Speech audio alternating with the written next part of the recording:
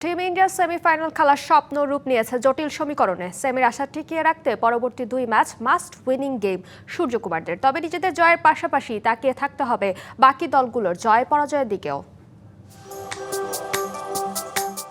টি-20 বিশ্বকাপে দাপটে শুরু ভারতের। গ্রুপ পর্বে আনবিটেন ম্যান ইন ব্লুজরা জায়গা করে নিয়েছে সুপার 8-এ। সেই সেরা 8-এর লড়াইয়েই মুদ্রার উল্টো পিঠ দেখতে শুরু করেছেন সূর্যকুমার যাদবরা। আহমেদাবাদে সাউথ আফ্রিকার বিপক্ষে 76 রানের বিশাল হারের পর যেন মুখ লুকানোর জায়গা খুঁজছে টিম ইন্ডিয়া। সেখান থেকেই হুমকির মুখে ভারতের সেমিফাইনাল খেলার স্বপ্ন।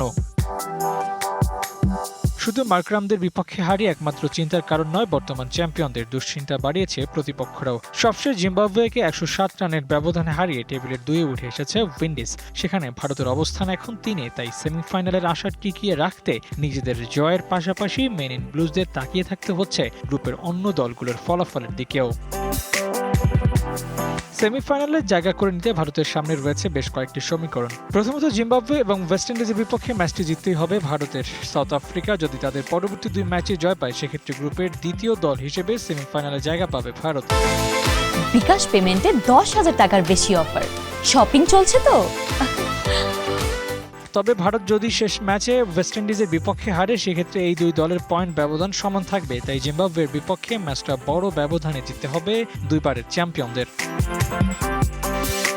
এছাড়া যদি সাউথ আফ্রিকা ওয়েস্ট ইন্ডিজের বিপক্ষে হেরে যায় আর ভারত তাদের 2 ম্যাচেই জয় পায়, সেক্ষেত্রে 3 দলের পয়েন্ট সমান থাকবে। তখন রান রেটে এগিয়ে থাকা 2 দল যাবে সেমিফাইনালে। তাই ভারতের শুধু ম্যাচ জিতলেই হবে না, অন্য দলগুলোর ম্যাচের ফলাফলের উপর নির্ভর করবে টিম ইন্ডিয়ার সেমিফাইনাল ভাগ্য। Abu Naim, DVC news.